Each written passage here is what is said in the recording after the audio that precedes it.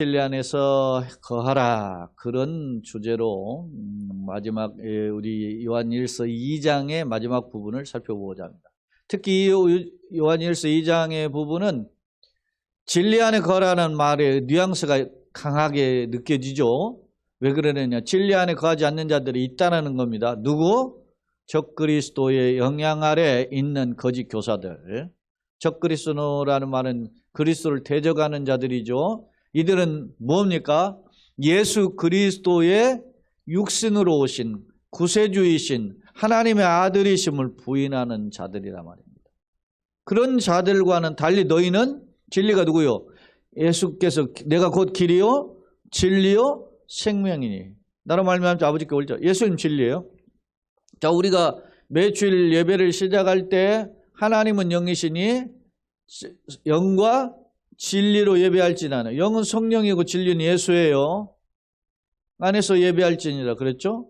예수님이 진리를 알지니 진리가 너희를 어떻게 해요? 자유케 한다. 우리를 죄와 사망의 권세에서, 죄악 죽음의 권세에서 우리 건져내는 건 진리밖에 없단 말입니다. 진리 안에 거라, 이렇게 교훈해요. 자, 서론을 같이 읽겠습니다. 본문은 빛 가운데 행하는 삶의 결론적 교훈으로 재림 때까지, 예수님 다시 오심 때까지 거짓 교사로부터 믿음을 지키며 또 진리 안에 거할 것을 권면하고 있다. 예수 안에 거라는 거죠. 그렇다면 무엇이 믿음을 지키는 생활일까? 장로 사도 요한은 소극적으로는 죄를 거부하고 세상 것들을 물리치는 것이며 적극적으로는 삶을 실천하고 적그리스도를 분별하고 진리 안에 거하여야 함을 역설하고 있다. 오늘 말씀이 여기에 들어가 있어요. 적그리스도가 누군지, 어떤 모습으로 나타난지, 광명의 천사처럼 하지만 넘어뜨리는 자, 그걸 분별하고 우리는 진리 안에 거해야 된다. 그러면 부끄럽지 않는 삶, 진리 안에 거하는 삶은 도대체 뭔가?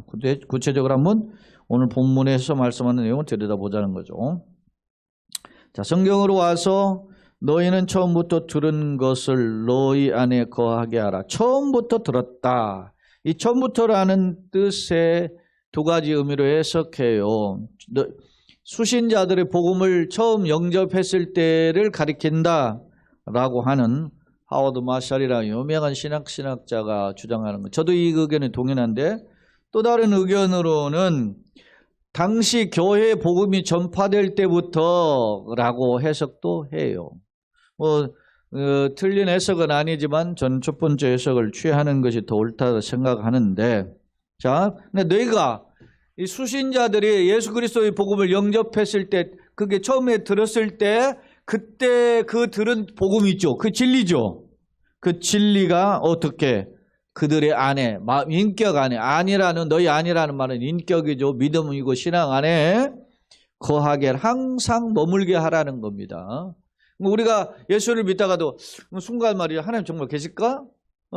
하나님 계시자 뭐 이런 일이 있지, 뭐 사람들이 뭐 쭉 옆구리를 한번 훅 들어와요. 그럼 그럴 수 있다, 이렇게 하는 거죠. 지난 시간에 제가 그런 이야기를 했었죠. 여러분이 르네상스 오고 종교개혁 오고 계몽주의 오고 합리주의 오고 그러다 보니까 뭐가 와요? 자유주의가 탁 들어선 거예요. 자유주의가 들어서니까, 자유주의는 뭐요? 자유주의에도 여러 가지 개념이 있어요. 합리주의 개념에 또 데이즘 같은 경우는, 이실료는 하나님은 창조주의시지만은 하나님이 창조하고 열중시하고 계신다, 그런 거예요.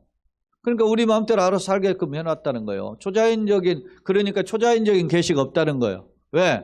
하나님은 니들 알아서 합리적 이성적으로 판단하여 살아라는데 굳이 초자연적 계시가 필요 없다는 거예요. 이적 기적이라든지 이런 성경이 필요 없다는 거죠. 그러니까 이 성경책은 그 사람들로 말하면 뭐예요? 인간의 이 머리로 만들어낸 유산물에 불과하다, 이렇게 생각하는 거예요. 그러니까 자유주의 신은 그런 계통의 신학들이 등장한 거예요. 그러니까 이거는 자유주의 신학자는 조금 인정해줘서 이건 하나님 말씀, 이건 아니다 막 분류하기 시작한 거예요. 이게 난도지. 이게 구약신학에서는 문소설, 이게 신학신학에서도 고등비평이라고, 양세비평이라고도 하고, 그것을 대표적으로 저 표자료에 근거한 설로 복음서를 건조한단 말입니다. 이런 이야기를 이제 시부렁거립니다. 그러니까 정신 차려, 교회가 정신 차리면 해야지. 그렇게 하면 우리가 과거로 돌아가자. 그럼 어디냐? 정통주의로 돌아가자. 정통주의로 돌아가자가 했는데 여러분이요, 자유주의 신학에 확 팽배했을 때 정통주의로 돌아간 사람이 과거로 완전히 돌아가지 못했단 말이에요. 반틈만 돌아갔다는 거예요. 그래서 제가 자유주의, 정통주의 있다면 신정통주의는 중간쯤에 있다. 왜? 그래서 그 신정통주의에는 성경은 하나님의 말씀이라고, 정통주의는 말이에요. 성경은 하나님의 말씀이다. 성경은 완전 축제 연감설. 그리고 성경, 오늘 우리 카테키즘에도 할까요? 성경에는 오류가 없다. 모성. 이야기하는데 자유주의 신학은 인간이 이성으로 만든 이거 한 책인데 무슨 오류가 천지지. 이렇게 이야기해. 신정통주의는 그러면 중간에 뭐라고 그랬어요? 그 안에 하나님 말씀이 있고 아닌 것도 있다. 이렇게 이야기해. 그러니까 문제죠. 문제 아닙니까? 여러분, 우리가 코로나가 오니까 어떻게 했습니까? 코로나가 오니까 사람들이 교회마다 어떻게 했어요? 지금 온라인 예배가 형성됐죠. 온라인 예배가 형성되니까 혹자는 누가 했어요? 은퇴하신 양반이죠. 이재철 목사, 백주년 개념교회 하셨던 분이 뭐라고 하느냐. 하나님이 코로나를 통해서 한국 교회의 소위 예배의 패러다임을 전환시켰다. 한국 교회의 예배의 패러다임에 대한 큰 대포를 쐈다. 뭐냐? 그게 바로 영상 예배다. 이따위로 이야기했어요. 그러면서 근거를 대 요한복음 4장 근거. 하나님 영이시니 너는 이 산에도 말고 예루살렘에서도 말고 그리스도산도 말고 하나님께 영으로 예배할 때가 오니 곧 이때라. 이렇게 있대. 장소가 중요한 게 아니다 말이지. 그렇지. 장소가 중요한 건 아니죠. 굳이 따지면 온라인 예배도 하나 받으시고 지금 예배 현장 예배 받으시고. 근데 큰 함정이 하나 있어요. 이 양반이 하는 주장에. 그러면 자, 온라인 예배를 선호한 사람들의 특징 보세요. 뭐 합니까? 어떤 사람들이 그런 예배를 드리죠? 귀찮은 거. 교회 나가 귀찮고 시간 아깝고. 여러분, 예배 드리러 나가고 그렇게 준비하고 나가는 것이 아깝습니까? 이 마인드 발상 자체부터 틀려먹은 거예요. 하나님 기뻐하시는 마인드가 아니라 말이지. 응? 예를 들어서 여러분 보세요. 몸이 예를 들어서 불면서 영상 예배를 예를 들었는데 여러분 영상 예배를 드리는 겁니까? 영상 예배를 시청하는 거지. 영상 예배를 예를 들어서 하려면 새벽에서 하려면 똑같이 교회에 나오는 것처럼 어떻게 해요? 얼굴도 씻고 딱 앉아가지고 딱 이불 밖에서 나와가지고 딱 예를 들어서 자세를 갖추고 그렇게 해야 되는 거야. 근데 어떻게 대부분 그냥 이불 속에 들여가지고 혼자 하고 살아. 그거 하다가 그냥 마는 거지. 그러고 살아. 끄면 그냥 끝이지. 안 하는 사람보다 낫다고 볼 수는 이게 혹 있겠지. 그게 뭐예요? 진정한 예배의 의미를 잃어버리는 거지. 여러분은 아브라함이 가는 곳곳마다 첫 번째 단을 쌓잖아요. 아브라함이 예배자예요. 대단한 예배자예요. 얼마나 귀한지. 그러니까 그 예배에 대한 어떤 전통적인 어떤 패러다임을 온라인 코로나를 통해서 뭐 하나님이 대포를 써가지고 패러다임 전환시켰다. 이따위 이야기하는 건데 그런 말이 일부는 맞지만 일부는 잘못된 거란 말이에요. 왜? 그렇지 않아도 막 게으르고 터지고 말이 어떻게든지 농댕이를 비면서 교회에 멀리하고 예배를 적당히 타협하려고 하는 한국 교회 교인들한테 뭘 하는 거예요 지금? 우리 원로 목사가 말이지. 예? 마음대로 드려라 이런 식으로 허용한 거와 똑같잖아요. 그 사람이 누구요? 이재철 뭐 대단한 교회 아니요. 백주년 개념교회도 하고 말이지. 훌륭한 존경만 목사님 그랬는데 뭐 강계서 목사님보다 훌륭한 것 같은데 그러면서 또 그 따라갈 거 아니에요.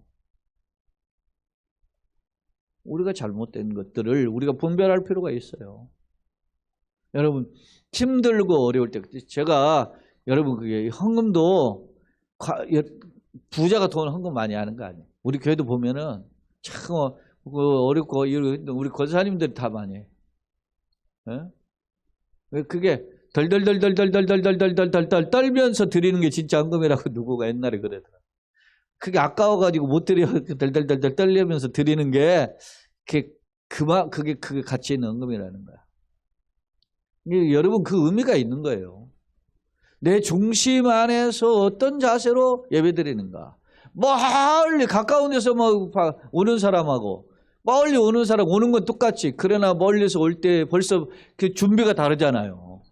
근데 가까운 데 있는 사람은 말이지 그냥 금방 가니까 준비가 있다가 대충 하다가 지각을 해. 멀리 있는 사람은 한 30분 전에 오고. 김인준 집사도 오늘 1시간 전에 왔더라고. 응? 이게 사람이 마인드가 아주 중요하죠. 자, 이야기가 확대됐는데 너희가 처음부터 들은 것을 너희 안에 거하게라. 처음부터 들은 것을 너희 안에 거하면 예수죠. 예수 복음이죠. 거하면 너희가 아들, 성자 예수님이죠. 아들과 아버지, 성부 하나님 안에 거하리라. 그러니까 예수 안에 있고 우리가 예수 안에 있고 아버지 안에 있고 또 주님도 우리 안에 계신다. 그런 거죠. 그가 우리에게 약속하신 것은 이것이니 그가라고 표현할 때 이 두 분을 가리킨다고 보죠. 성부 하나님 성자 예수님 그곧 영원한 생명이니라 그랬어요. 영생이라 영원한 생명 영생이죠. 영원한 생명이라는 것은 사람 죽지 않고 영원하게 사는 것. 동시에 악인은 이렇게 영원한 불못에 태서 죽지 않고 고통을 당하는 것이 영벌이잖아요. 그런 것을 보여줘요. 대조적이죠. 자, 너희를 미혹하는 자들에 관하여 거짓 교사들이 적그리스도죠에 관하여 내가 이것을 너희에게 썼노라. 진리 안에 벗어나게끔 자꾸 유혹한다는 겁니다.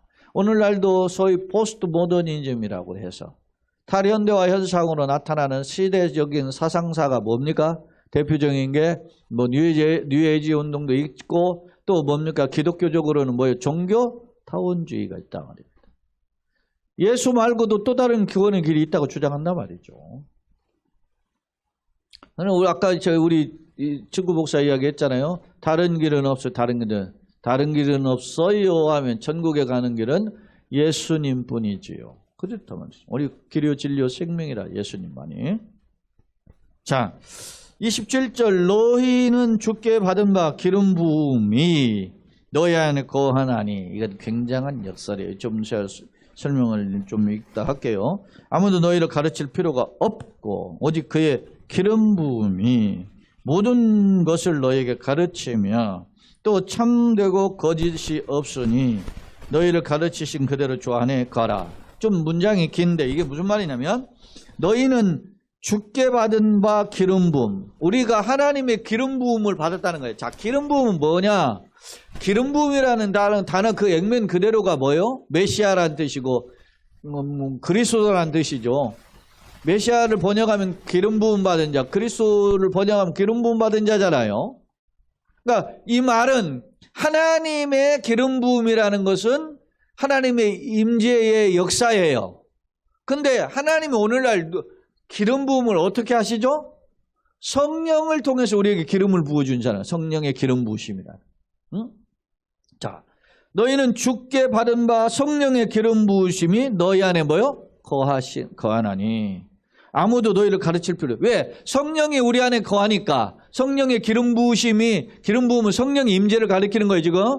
성령이 우리 안에 계시니까 아무도 우리를 가르칠 필요가 없는 거예요. 왜? 성령이 우리를 깨닫게 하셔요. 자, 예수님이 제자들을 발을 씻기시고 잡히시던 날 밤에 제자들 발을 씻기시고 성찬식 하셨죠.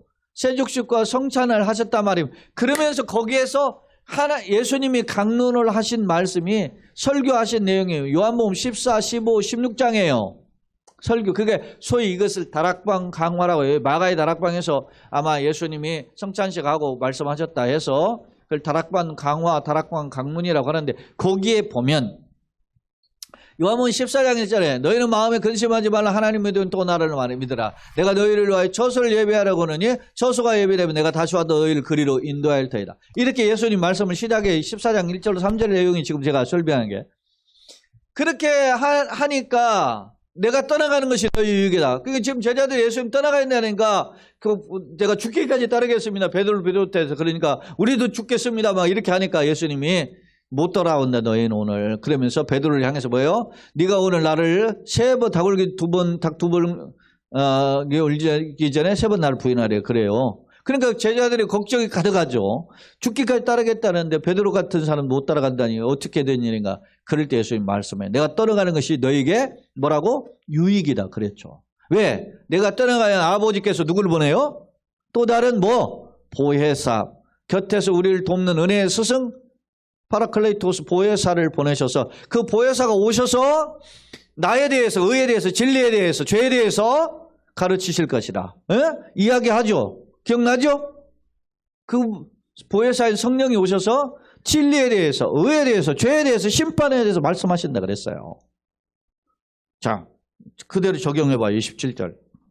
너희는 주께 받은 바 기름 부음이 성령의 오심이죠. 오심이 너희 안에 거하여 성령 우리 안에 거하신단 말이에요. 그러니까 아무도 우리를 가르칠 필요가 없지요. 그리고 이 말은 무슨 말이에요? 자, 이 말은 역설인데, 자, 계속해서 설명해 보겠어요. 오직 그의 기름 부으심이, 성령 기름 부으심이죠. 모든 것을 너희에게 가르치면 또 참되고 거짓이 없으니 너희를 가르친 그대로 주 안에 거하라. 이 진리 가르친 성령의 역사대로 너희가 깨달았다면 그 가운데 살아. 할렐루야. 왜 그럴까요? 지금 거짓 교사들이, 적그리스도들이, 특히 적그리스도의 당시 대표적인 그 소위 말하면 거짓 교사가 누구였죠? 영지주의였단 말이에요. 영지주의. 영지주의는 뭐 합니까? 자기네들이 하나님의 선한 지식을 가지고 있다고 생각하면서 자기들이 가르치는 지식을 받으라 하면서 무슨 예식을 행하여? 성유식, 거룩한 기름을 붓는 의식을 했단 말이에요. 그러면서 기름 부음을 통해 가지고 기름 부어져 가지고 우리 영지주의 너희들 영안이 열려졌다고 이렇게 가르쳤단 말입니다. 그런데 이런 의식 자체가 굳이 지금 사도 요한은 필요 있다 없다? 없다라는 거예요. 왜? 너희 안에 뭐가 있어요 지금? 성령의 기름 부으심이 너희 안에 계시니까 이 따위 거짓 교사들이 영지주의 해가지고 성유식 하면 말이죠. 내가 그 은혜를 받아가지고서나 진리를 아는 것처럼 하는 그 착각하는 것에 빠지지 말라. 이렇게 교훈하는 겁니다. 이 27절의 교훈의 의미가 무슨 말인지 이해가 되죠? 그러면서 자녀들아 이렇게 이야기해요. 앞서 아이들아, 자녀들아, 파이디온, 테크니아, 뭐 이게 같은 의미인데 하나는 아이들아라는 것은 영적으로 미성숙한 사람을 부를 때 하는 표현이고 자녀들아는 자기 가족처럼 혈통적인 어떤 친근한 사랑으로 부르는 표현이에요. 자, 자녀들아, 이제 그의 안에 거하라. 예수님 안에 거하라는 거죠. 예수님의 약속하신 성령 안에 거하라는 거고 의미도 넓은 의미에서 있어요. 자, 이는 주께서 나타나신 바 되면 재림 때가 되면 그가 예수님이 강림하실 때 우리로 담대함을 얻어. 왜요? 이제까지 전부 성령이 역사하니까 우리가 강하고 담대한 자가 되죠. 여러분, 주님이 오실 때 부끄럽고 슬피 울며 일가는 자는 누구죠? 주님을 멀리 떠난 사탄의 졸개들 아니겠어요? 근데 우리는 담대한 거죠. 담대함을 얻어. 그 다음에 그 앞에서, 주님 앞에서, 심판대 앞에서죠. 부끄럽지 않게 하려 합니다. 너무 오른편에 양과 왼편으로 갈라놓을 때 양은 기뻐 뛰며 찬송하며 주님 맞이하게 되지만 문이 닫혔는데 문 열어주세요 하지만 열처녀, 지혜롭지 못한 다섯 처녀는 어떻게 합니까? 부끄러움을 당하잖아요. 자, 너희가 그가 의로우신 줄을 알면, 예수님의 의로우심을 안다면 의를 행하는 자마다 그에게서 난 줄을 알리라. 아하, 내가 예수 안에 있고 예수님 내 안에 있는 것을 통한 하나님의 백성임을 증거하는 말씀임을 엿볼 수 있습니다.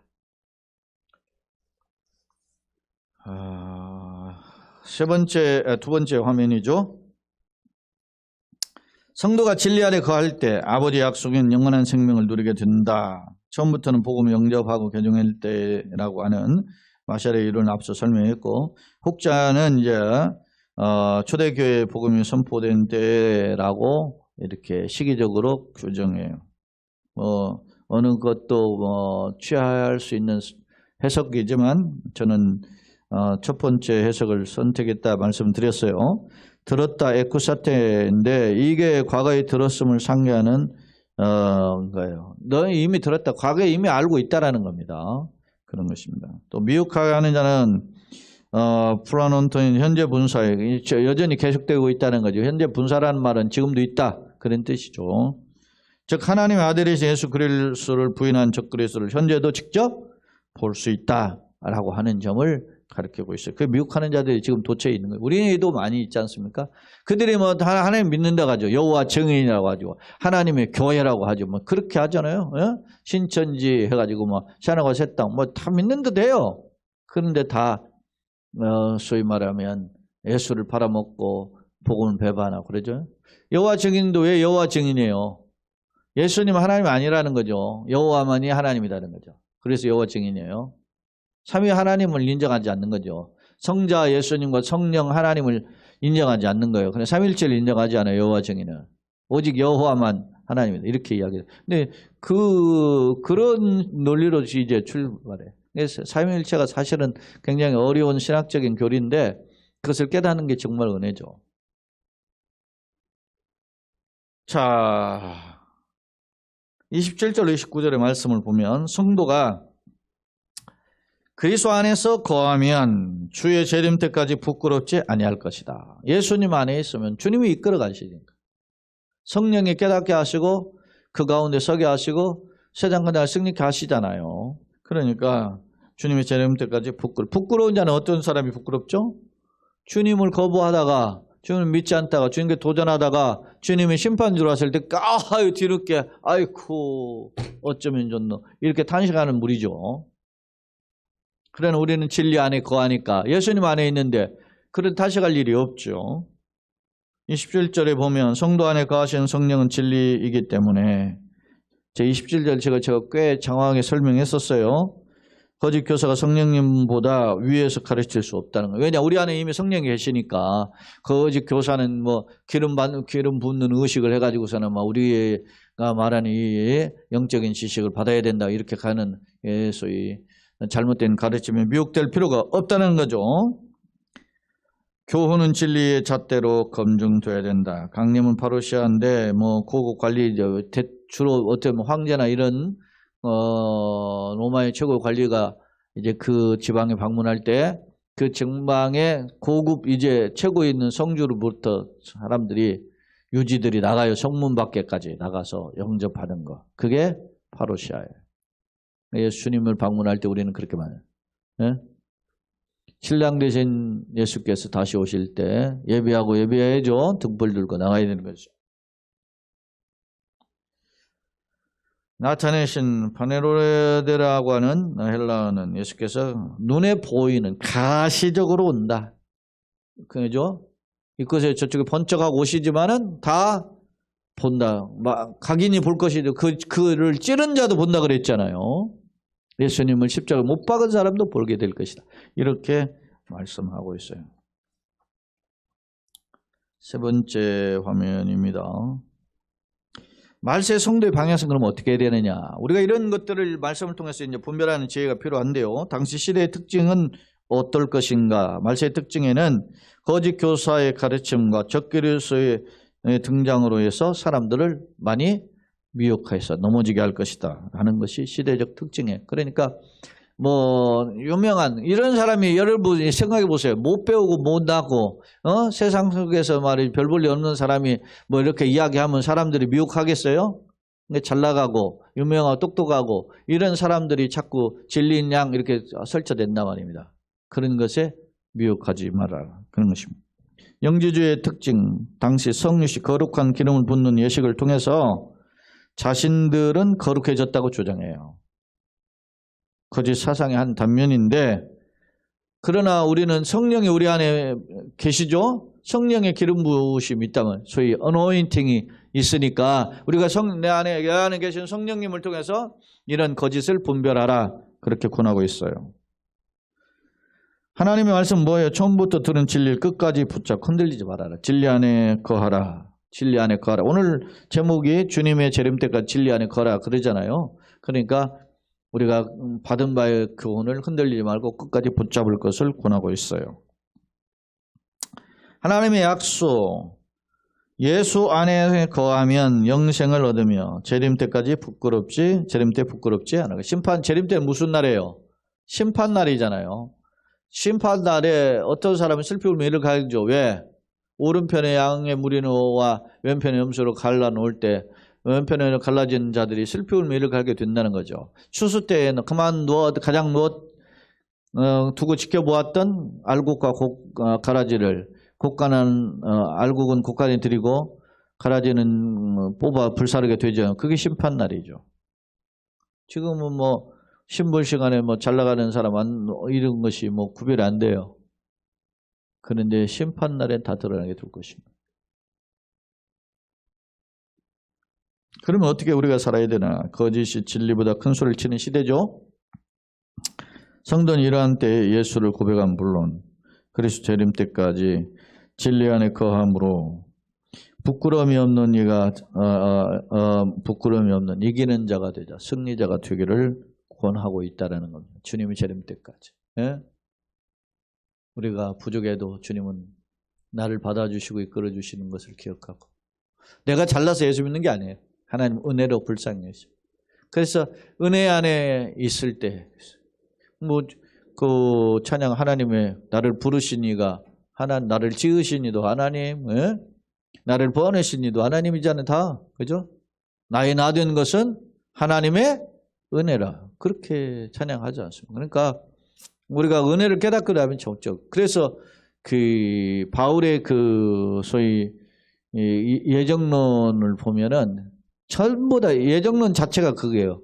하나님의 일방적 은혜에 대한 소위 우리의 깨달음을 통한 믿음의 고백이 소위 예정론이에요. 예정론 아무나 하는 게 아니거든. 은혜를 모르는데 예정론을 말할 수 있나요? 결론입니다. 본문에서 사도는 진리에 설 것과 재림 때까지 진리 안에 거하여 부끄럽지 않은 것을 교훈하고 있다. 지금 사도가 이 편지를 쓰고 있는 이 시점에는 이미 예수님의 12사도 중에 11사도 다 지금 세상을 떠나고 없죠.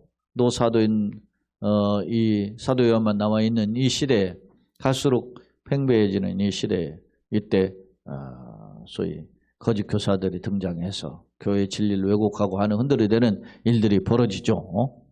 그러니까 항상 이단 때문에 이런 반작용이 있어요. 뭐 작용과 반작용 그런 거 있듯이 해결에도 뭐 정반합이 있듯이 그런 어떤 그 이단이 나쁘죠. 그러나 이단의 이런 어떤 교묘한 계략으로 말미암아 정통 교회가 정신을 차리고 다시 가다듬는 그런 궤도를 수정하는 과정을 거쳐왔다라는 점을 고무적인 거죠. 감사한 일이죠.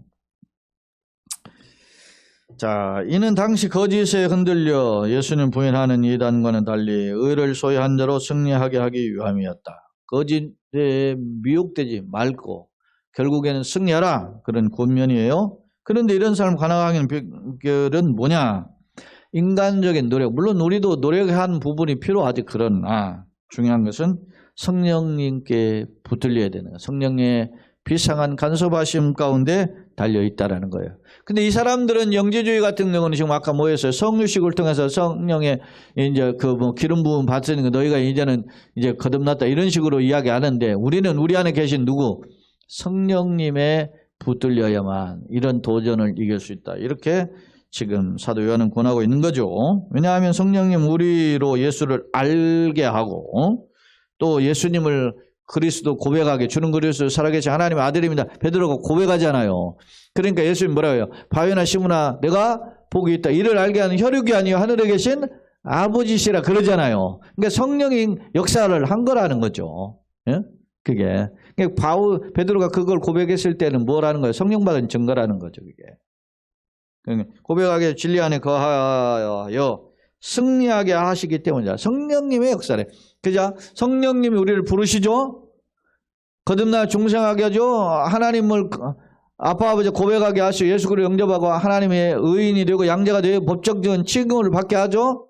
성도의 궁극적인 견인을 통해서 어디까지 이르게 해요? 영화로운 상태, 글로리피케이션이라고 하는 영광의 상태에 이르기까지 성령이 다 하시는 역할이라.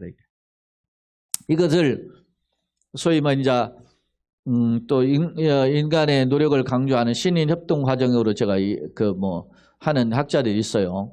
그래서 제가 예전에 정숙 교수하고 대화를 하다가 그런 이야기가 있는데 이야기하니까 이것도 우리 개혁주의에서는 이것을 좀 그런 입장은 잘못됐다고 취하는 스탠스를 가지고 있다 그래요. 그게 참 철저히 신인 협동 과정도 인정. 철저히 하나님이 주관적이다.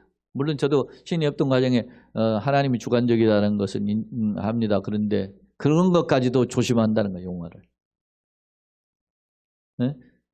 부르심까지 천국에 들어가는 우리가 노력하는 게 있었잖아요. 그러니까 우리가 믿으니까 우리가 애쓰니까 막 간다 이렇게 생각하는 부분이 없잖아요. 그때 알미니우스들은 그렇게 이야기하거든.